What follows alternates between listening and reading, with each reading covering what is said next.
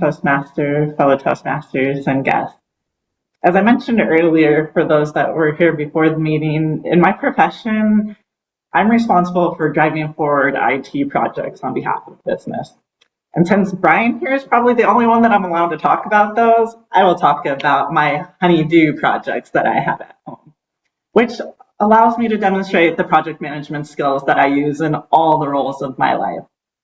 For those that have been in our club for a while, you might recall that I did the dynamic leadership path. And in there, I also covered project management with the example of our house being remodeled. And there, I gave a lot of details and a lot of overview about how projects are managed. And I think that was really related to the dynamic leadership. But with motivational strategies, the concept or emphasis behind this is really, how can I manage the people and the expectations? For this honeydew project, I'll tell you the key resource is my husband, the honey. And we've been together 18 years, married for 11 years. He still can't read my mind.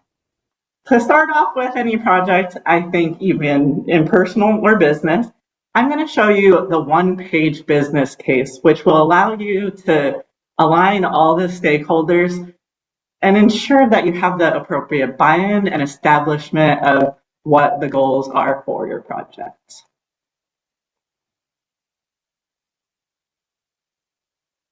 Right. This project proposal or business case that I'm showing, is it showing?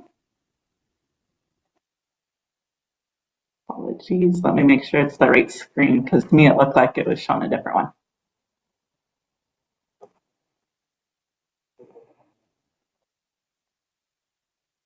Okay. In this project proposal, you'll see that there's the executive summary, background, objectives, methodology, resources, timeline, risk budget, and how we're going to measure all this.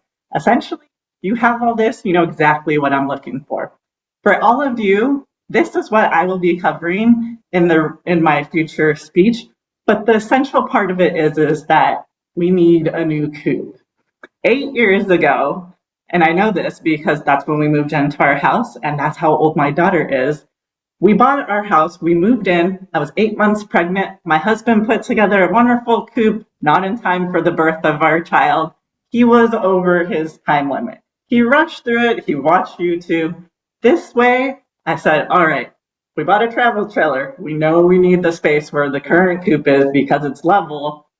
Let's move our current Coop and let's do this the right way. Let's do it with predefined plans. Let's make sure we measure twice and cut once. If anybody's ever done any builds, you know this is important. And our goal for the timeline is really dictated by living in the Pacific Northwest. We needed to make sure that this happened before the end of the Pacific Northwest summer. We really need to make sure that before all the rains come in, we are set so that we can have our new travel trailer protected. Some of the risks that we have during the summer is my husband is a procrastinator. This is where you'll see that my motivational strategies will come in. Also, we have a lot of kid obligations, and with that new travel trailer, camping trips.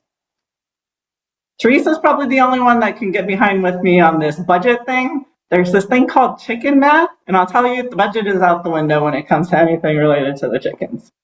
But in my next speech, I will explain to you our project check-ins, how we minimize the rework, and how we were able to save time by putting in this new chicken coop. I would look forward to presenting to you next time.